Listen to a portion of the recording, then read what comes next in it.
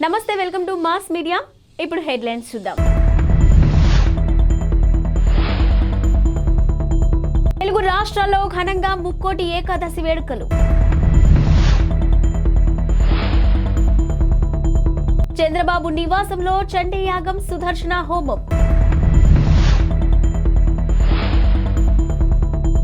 Stage ఎక్కుతూ కింద పడిన గవర్నర్ తమిళిసై సౌందరరాజన్. నేడు వైకుంఠ ఏకాదశి కావడంతో తెలుగు రాష్ట్రాల్లోని ఆలయాలు భక్తులతో కిక్కిరిసిపోయాయి. తెల్లవారుజాము నుంచే భక్తులు ఆలయాలకు పోటెత్తారు. ఇక ముక్కోటి ఏకాదశిగా పిలిచే ఈ రోజున ముక్కోటి దేవతలు భూలోకానికి వచ్చి శ్రీ మహావిష్ణువును పూజిస్తారని పురాణాలు ఘోషిస్తున్నాయి. అంతేకాదు, ఈ రోజున ఆలయాల్లో ఉత్తర ద్వారం ద్వారా స్వామిని దర్శిస్తే పుణ్యం వస్తుందని భక్తుల విశ్వాసం.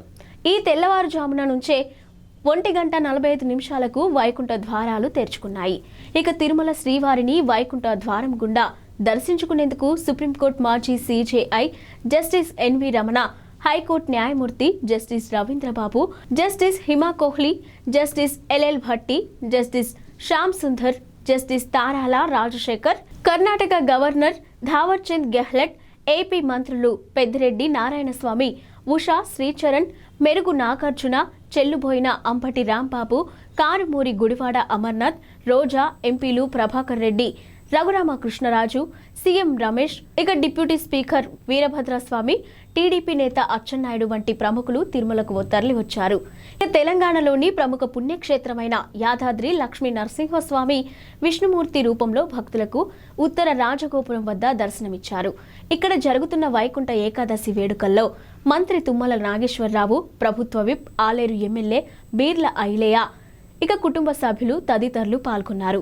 టీడీపీ అధినేత చంద్రబాబు నాయుడు ఉండవల్లిలోని తన నివాసంలో ఇవాళ చండీ యాగం, సుదర్శన నారసింహ హోమం నిర్వహించారు. ఇక చంద్రబాబు, నారా భువనేశ్వరి దంపతులు కలిసి ఈ క్రతువుల్లో పాల్గొన్నారు. ఈ కార్యక్రమంలో టీడీపీ నేతలు దేవినేని ఉమా, ధూళిపాళ్ల నరేంద్ర కుమార్, కొల్లు రవీంద్ర, బోండా ఉమా, నారాయణ, కన్నా లక్ష్మీనారాయణ తదితరులు కూడా పాల్గొన్నారు. ఇక ఏపీలోని మరికొన్ని నెలల్లో ఎన్నికలు రానుండడం, ఇటీవల చంద్రబాబు జైలు నుంచి విడుదల కావడం, నారా లోకేష్ యువగలం విజయవంతంగా ముగియడం తదితర పరిణామాల నేపథ్యంలో చంద్రబాబు ఇంట హోమాలు నిర్వహించడం ప్రాధాన్యత సంతరించుకుంది. దీనికి సంబంధించిన ఫోటోలను తెలుగుదేశం పార్టీ సోషల్ మీడియాలో పంచుకుంది. తెలంగాణ గవర్నర్ తమిళిసై సౌందరరాజన్ శుక్రవారం హైదరాబాద్ జేఎన్టీయూలోని జరిగిన పూర్వ విద్యార్థుల సమ్మేళనానికి ముఖ్య అతిథిగా హాజరయ్యారు. ఈ కార్యక్రమంలో గవర్నర్ వేదిక పైకి వెళ్తూ ఉండగా మెట్లు ఎక్కుతూ ఒక్కసారిగా కింద పడిపోయారు. అయితే 2 చేతులు కిందకు పెట్టడంతో ఆమెకు పెద్దగా దెబ్బలు తగలలేదు. వెంటనే గవర్నర్ వెనుక ఉన్న భద్రతా సిబ్బంది స్పందించి గవర్నర్ను పైకి లేపారు. ఇక దీనికి సంబంధించిన వీడియో సోషల్ మీడియాలో వైరల్ అయింది. ఉత్తరప్రదేశ్లోని నోయిడాలో ఉన్న ఓ ఆఫీస్ బిల్డింగ్లో లిఫ్ట్ ప్రమాదం చోటు చేసుకుంది. ఇక బిల్డింగ్లోని లిఫ్ట్లో 8వ అంతస్తు నుంచి ఒక్కసారిగా కింద పడింది. అయితే దీంతో అందులో ఉన్న 9 మందికి తీవ్ర గాయాలయ్యాయి. 5గురిని ఐసీయూలో చేర్చి చికిత్స అందిస్తున్నారు. నోయిడా పోలీసులు తెలిపిన వివరాల ప్రకారం సెక్టార్ 125లోని రివర్ సైడ్ టవర్ బిల్డింగ్లో శుక్రవారం సాయంత్రం ఈ ప్రమాదం జరిగింది. ఈ బిల్డింగ్లోని 8వ ఫ్లోర్లో ఎరాస్మిత్ టెక్నాలజీస్ అనే ఐటీ కంపెనీ ఉంది.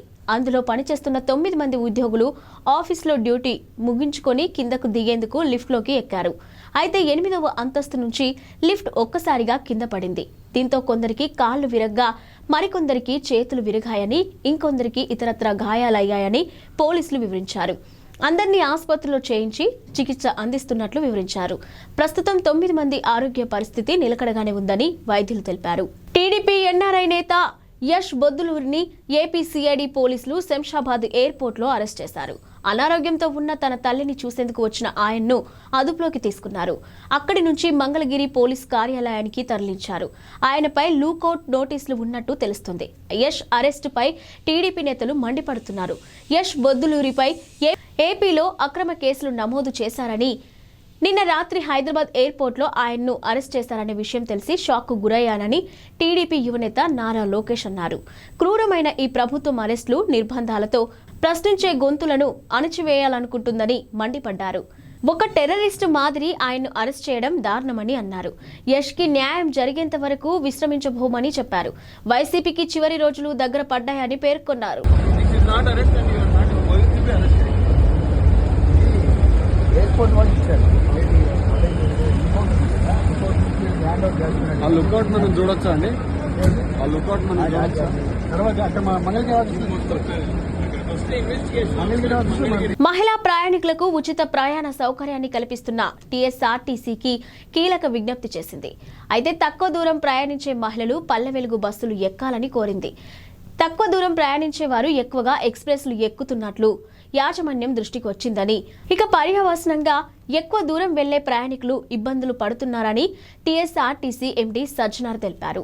ఈ సమస్యను అధిగమించేందుకు తక్కువ దూరం ప్రయాణించే మహిళలు పల్లె వెలుగు బస్సులను మాత్రమే ఎక్కాలని ఆయన విజ్ఞప్తి చేశారు. మరోవైపు కొందరు మహిళలు అనుమతించిన స్టేజీల్లో కాకుండా మధ్యలోనే బస్సులను ఆపాలంటూ సిబ్బందిపైకి ఒత్తిడి తెస్తున్నారని, ఇకపై ఎక్స్ప్రెస్ బస్సులను అనుమతించిన స్టేజీల్లో మాత్రమే ఆపుతారని స్పష్టం చేశారు. ఈ మేరకు సిబ్బందికి సహకరించాలని సజ్జనర్ కోరారు. దూర ప్రాంత ప్రయాణికులకు ప్రాధాన్యత ఇచ్చి సిబ్బందికి సహకరించాలని టీఎస్ఆర్టీసీ యాజమాన్యం విజ్ఞప్తి చేస్తుందని ఆయన వివరించారు.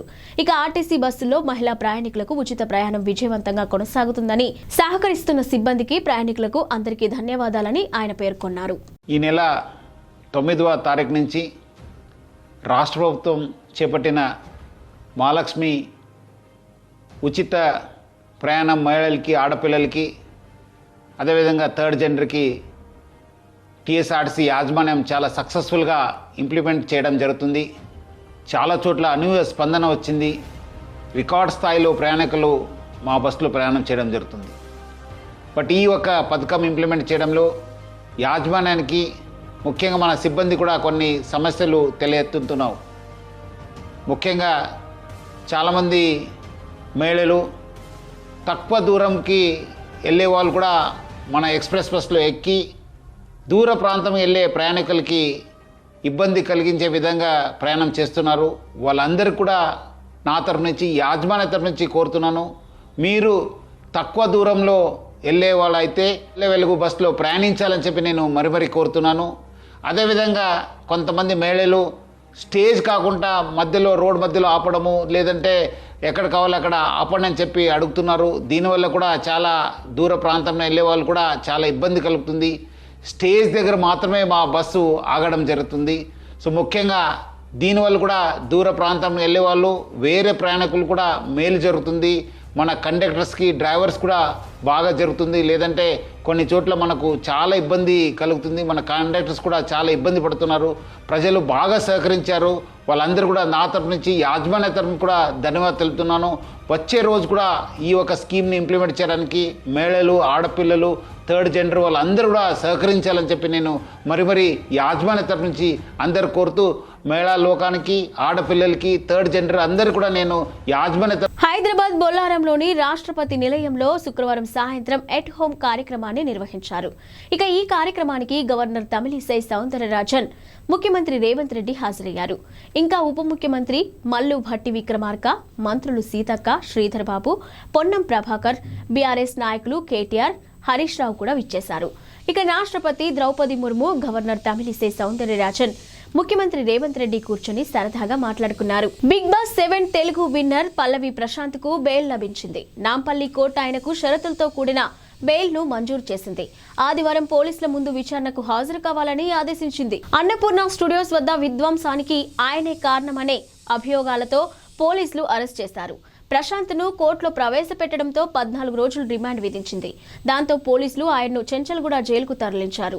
అయితే ఈ రోజు కోర్టు ఆయనకు బెయిల్ ఇచ్చింది. బిగ్ బాస్ విజేతగా పల్లవి ప్రశాంత్ను ప్రకటించిన అనంతరం అన్నపూర్ణ స్టూడియోస్ వద్ద అభిమానులు రెచ్చిపోయారు. ఈ ఘటనలో 6 బస్సులు, పోలీసు వాహనాలు ధ్వంసమయ్యాయి. పలువురు పోలీసులకు కూడా గాయాలయ్యాయి. దీనికి సంబంధించి పోలీసులు కేసు నమోదు చేశారు.